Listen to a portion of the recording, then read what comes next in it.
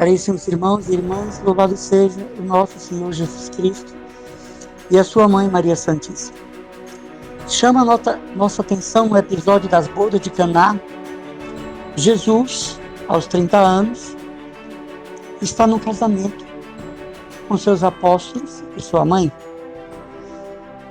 E Nossa Senhora, ao perceber que faltou vinho, toma as dores daquela família, porque, como eu expliquei a vocês, um casamento na Galileia durava, no mínimo, uma semana de festa para quem tinha condições. Então, acabou o vinho, acabou a festa. A Nossa Senhora se preocupa pelo constrangimento social e moral daquele casal. E ela vai ao filho e pede que ele faça alguma coisa, porque ela conhece seu filho, ela sabe que ele é Deus em pessoa. E o filho diz que minha hora não chegou. Entabula um diálogo com a mãe, é claro. Mulher, a minha hora não chegou. Quero explicar às pessoas aqui que mulher é um tratamento comum. Nossos irmãos de outras seitas dizem que Jesus humilhou Maria chamando ela de mulher. Se ele humilhou Maria, ele pecou, porque o mandamento honrar pai e mãe e já não é Deus e já não interessa para nós. Mas ele chamou de mulher porque é um tratamento usual na tradição. A minha hora não chegou. Maria usa de sua autoridade de intercessora e mãe e diz para os serventes: façam tudo o que ele disser. Como se ela dissesse: eu sei que ele tem poder para fazer isso, eu sei que ele vai fazer. E o que é que nós vemos aqui, irmãos? A obediência. Jesus se subordina ao pedido de sua mãe. A minha hora não chegou. Ela antecipa a hora da graça. Ela antecipa a ação do Filho. Mas isso é fruto de toda uma educação posterior.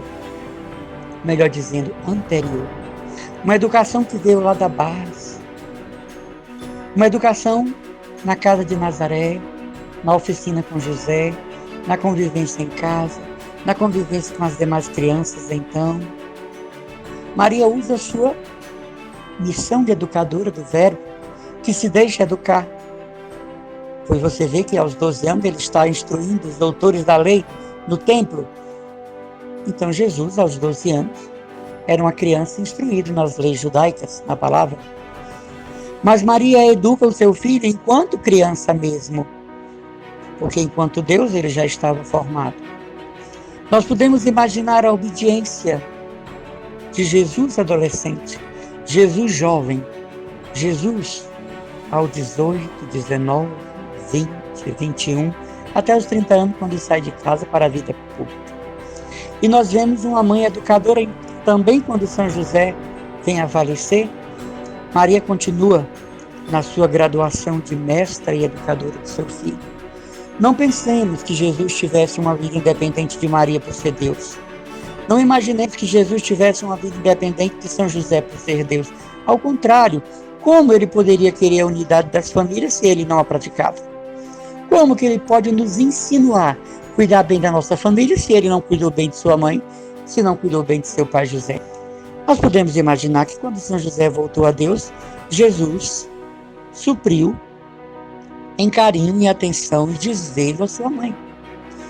Hoje o grande problema é a educação dos filhos. Se você pegar a minha agenda, claro, antes desse coronavírus, 90% das pregações, pastoral familiar e encontro de casais com Cristo. Porque às vezes o pai e a mãe são católicos, mas descuidam da orientação do filho. O pai e a mãe comungam quase todo dia, mas não se preocupam com a catequese dos filhos. E dizem assim, é a liberdade humana. Só que onde você não planta, você não colhe. Onde você semeia, você não colhe. Uma família onde as crianças não rezam, porque os pais e a mãe dizem, não, deixa eles crescerem, para escolher a religião que eles querem. Mas já vestem a criancinha com a roupa do Ceará, mas já vestem a criancinha com a roupa do Fortaleza, mas já colocam a criança na escola de dança e balé, já colocam a escola na natação. Não é verdade? Mas religião dizem assim, não, quando ele crescer, ele escolhe. E não vai escolher, queridos, porque já entrou muita coisa, porque já foi colocada muita realidade anti-Deus, anti-Cristo, anti-Evangelho. Por exemplo, Uma família que na hora do café da manhã não faz sua oração junto. Uma família que na hora do almoço cada filho pega o prato, vai para o seu quarto, vai para a sua TV, vai para o seu computador e não há a oração de ação de graças. Uma família que não lembra que domingo é o dia do Senhor e por isso não há nem o convite para ir à Santa Missa. Por que muitos filhos não vão? Porque os pais estão preocupados em viver a sua vida espiritual. Mas o filho vai ao shopping, o filho vai ao ginásio, ao estádio, à dança, ao encontro da turma. Mas pai e mãe estão ali na missa. A mãe está ali com o rosário na mão. O pai está no Santíssimo. Mas descuidam de evangelizar os filhos. Quantos filhos adolescentes estão entrando para igrejas evangélicas e pai e mãe não dizem nada? Porque dizem que é um direito. Amados, seus filhos estão entrando para uma igreja que Jesus não fundou. Que só vai até Martinho Lutero e volta. Não tem fundamento em Cristo. E pelo menos, lá nos evangélicos, né? São metidos a cristão. Mas, por exemplo, quando seus filhos procuram espiritismo, quando seus filhos procuram umbanda, quando seus filhos procuram rituais macabros, porque faltou em casa uma boa dose de catolicismo. Faltou em casa uma boa dose de formação cristã. Pai e mãe não convidam para rezar o texto juntos. Pai e filho não dizem que festa estamos celebrando hoje na igreja, como por exemplo a Ascensão do Senhor. Às vezes os pais não mostram os códigos morais da Igreja Católica para seus filhos. Então fica difícil evangelizar um rapaz aos 18 anos, uma moça aos 19, que já está pintando o 7, o 14, o 21. Venha a mim, pais, o que eu posso fazer? Minha filha de 25 anos escolheu tal vida. Sim, amada, faltou lá atrás a semeadura, o plantio. Então não tenho que colher, somente agora a intercessão. Irmão, me ajuda, meu filho está com uma turma de amigos fazendo isso e aquilo. Intercessão, não escuta mais ninguém, não ouve a base. Às vezes nós pensamos que a educação de filhos é ensinar a dar bom dia, boa tarde, com licença, boa noite, por gentileza. Não, isso são etiquetas sociais. A educação é o fundamento da fé. Outro dia eu estava numa pregação do ECC e uma senhora levantou e disse: como é que o senhor sabe se o senhor nunca foi pai? Eu disse: eu não preciso tomar remédio para matar rato para saber que morre, né, amada? Imagine, perguntando como é que um consagrado sabia falar sobre a educação de filho porque não era pai. Você dá para imaginar uma consciência dessa? Então, nesse aspecto, irmãos, é impossível que haja o cristianismo em casa se não houve a semeadura. Se desde pequenininho você não evangelizou. Né?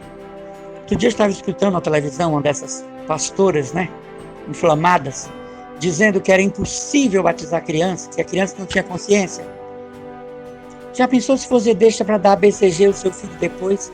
Se você não tem o cartão de vacina do seu filho, porque ele não sabe o que é vacina nem processo? Se você deixa ele escolher qual colégio quer estudar quando tiver 15 anos? Já pensou se você diz: não, eu não vou dar água ao meu filho hoje porque ele não sabe o que é H2O, eu vou esperar ele saber o que é. Eu não vou dar o almoço, o jantar, que ele não sabe o que são proteínas. Então essa pastora inflamada, e nós sabemos por quem, ela dizia isso: os católicos fazem um ato burro de batizar uma criança que não sabe o que é o batismo. Amado, o batismo é um dom gratuito. Não tem nada que você precisa fazer para merecer o batismo. Agora, daí os padrinhos. A palavra padrinho significa paizinho, não é? Madrinha significa mãezinha. O problema é que batiza a criança, padrinho, madrinha, e só vão ver agora no velório de alguém. Tem gente que nunca viu o padrinho, nunca viu a madrinha, não é verdade? Tem gente que só sabe que Beltrano é seu padrinho, mas não sabe nem onde mora. Antigamente se escolhia os padrinhos pelas quantidades de leite, lata de leite ninho, né, para juntar e bater a foto. Antigamente se escolhia os padrinhos pela classe social que o padrinho era dono de posto de gasolina, dono de farmácia, não é verdade? Não, gente, o padrinho e a madrinha são pessoas que vivem a fé. Me diga como é que uma pessoa protestante pode ser padrinho, testemunha do batismo, de outro credo religioso. Ai, mas o padre da paróquia aceita. Sim, nós temos padres e padres. Não vamos entrar nessa questão.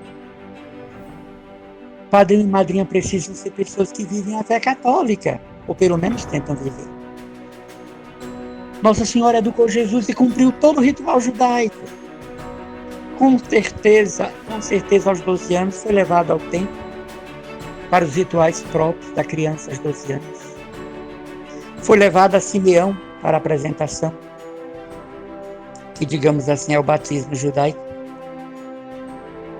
Participou de todas as Páscoas, da festa das colheitas, não é?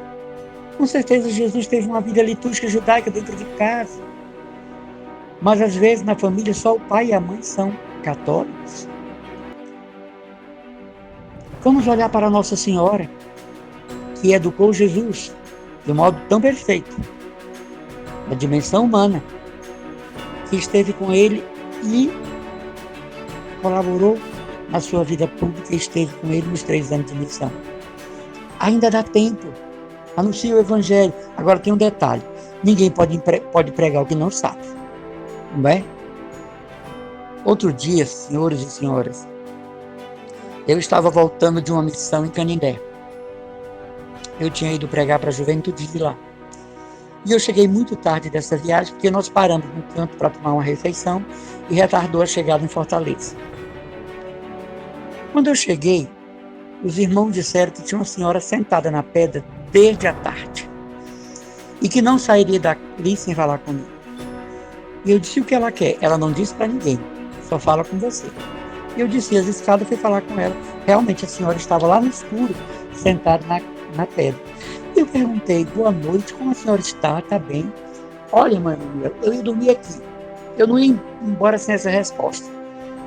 Eu quero lhe fazer uma pergunta. Pois não, minha santa.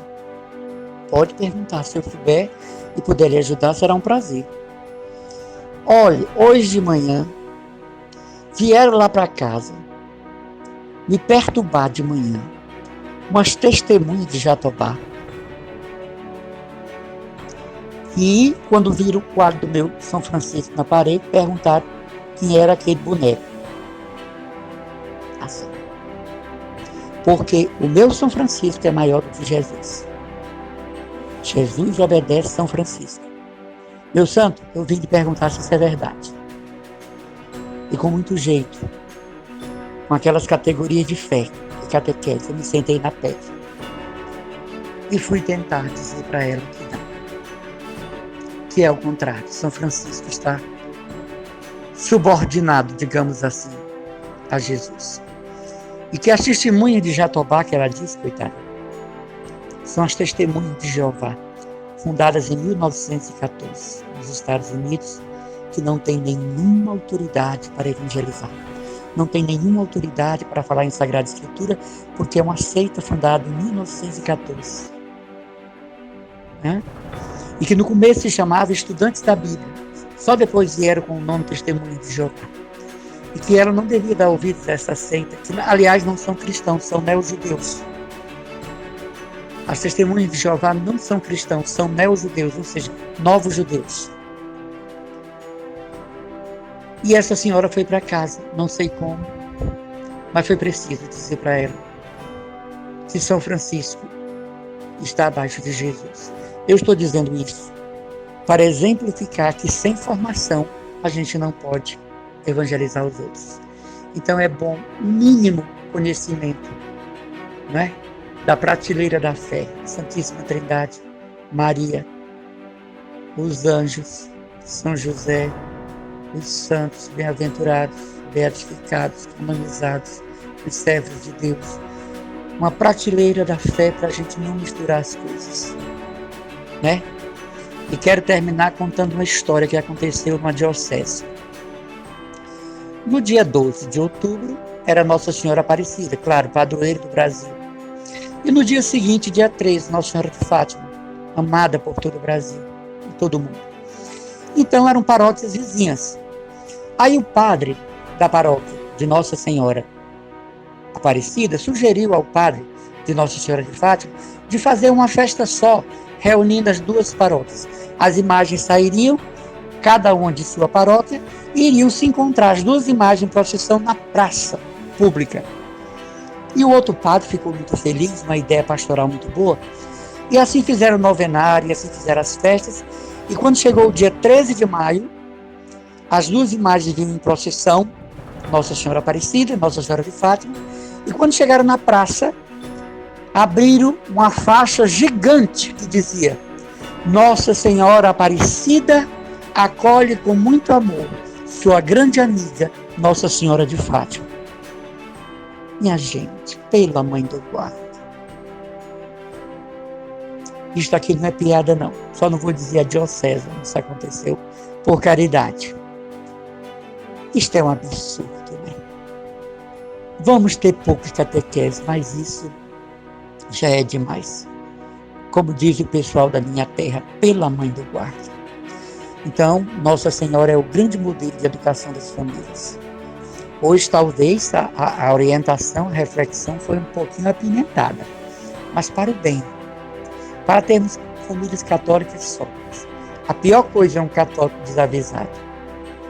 A pior coisa é um católico que não sabe responder sobre a sua fé. Se o outro aceita ou não é outra história, mas nós temos que ter conhecimentos embasados da nossa fé.